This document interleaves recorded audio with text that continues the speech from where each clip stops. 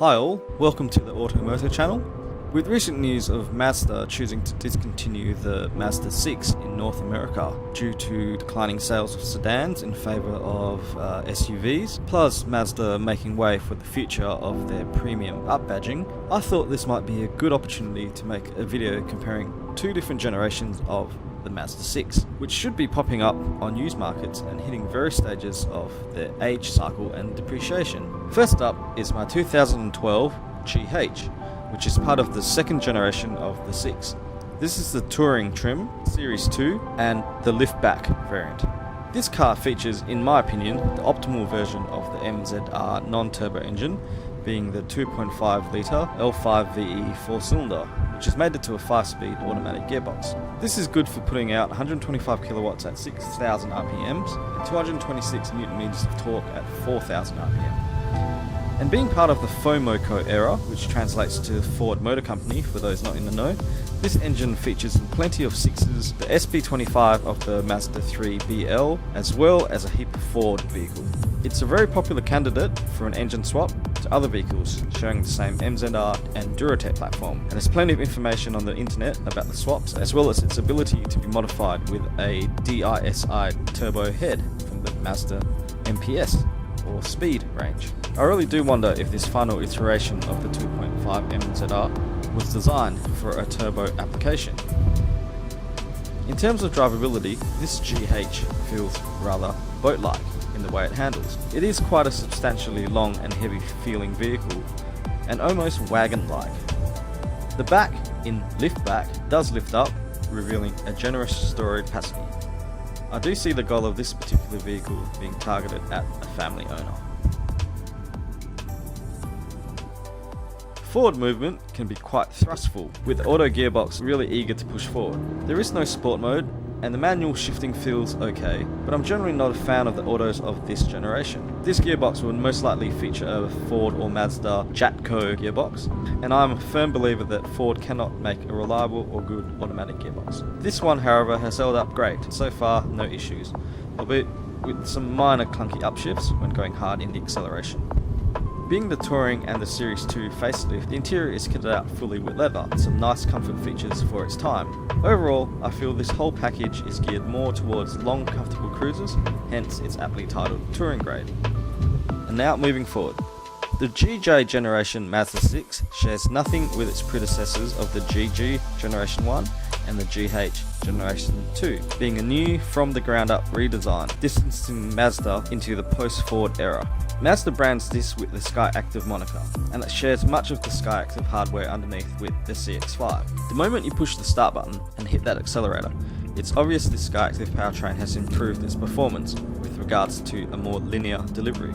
This petrol Skyactiv engine is also a 2.5 litre 4-cylinder, however it is a direct injection design, delivering 138 kilowatts at 5,700 RPM and 250 Newton meters of torque at 3,250 RPM, slightly more from the previous MZR 2.5. Skyactivs also feature a high pressure fuel pump, high 13.1 compression ratio, and this 4-pot can sound quite grunty on a cold start, but then it settles down to a nice throaty rasp.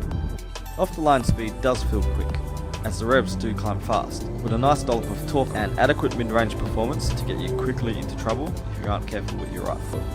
What I really like is the improvement and refinement in the gearbox, being Mazda's own Skyactiv shifter, which is much more smoother compared to the unit found in the Ford era autos. In manual mode, the transmissions hold on to each gear without changing up, meaning that the rev limiter can be reached, just shy of 6,200 RPM redline. The GJ also gets the paddle shifters, which you may think are not needed, which they kind of aren't, as the gear changes are pretty much spot on, but when faced with uphill sections, they are muchly appreciated.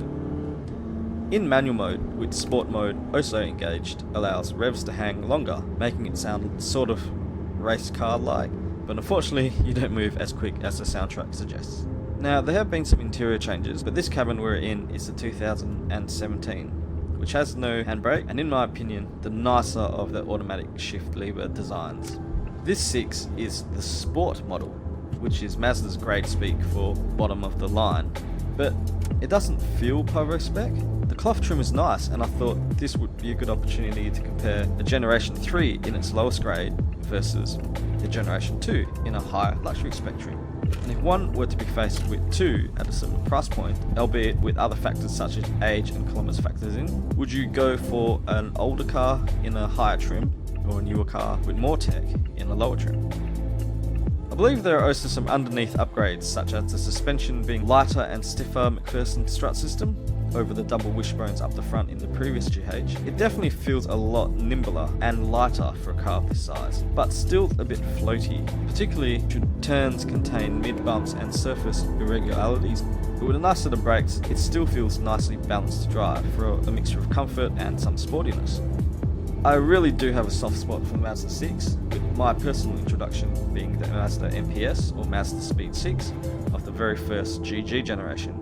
And having owned that car for almost 10 years, it makes it really hard to fall in love with these latter non-performance oriented generations. Just knowing that Mazda didn't or couldn't offer the turbo manual transmission in the GH makes me really sad, as the second generation is my favourite shape. Just imagine the bonnet with a BL MPS 3 styled scoop. And it wasn't until the later end of the facelifted GJ that the turbo Skyactiv from the CX-9 was offered, albeit without all-wheel drive. And after a test drive, you can definitely feel it has some of that zoom lineage, but it's definitely not worthy of the MPS badge. The latest SP GT designation, introduced in 2021, does seem more fitting. But overall, for a sporty touring sedan, all of the naturally aspirated 6s are fine drives. If you are in the market for a family-friendly SUV and are on a budget, it would actually be worthwhile looking at a used 6, particularly in liftback or wagon format. I really do wish the liftback option was made available in the GJ. The GJ is such a nice and rounded package though, and in higher trims would bring a nice level of prestige and luxury, just without the brand recognition. But this will slowly all change, and I'm really interested to see the next offering of the Mazda 6 range, and if Mazda's cop tease of an inline 6 plus rear-wheel drive or all-wheel drive actually eventuates, my money will be waiting. I hope you enjoyed this video. See you all later.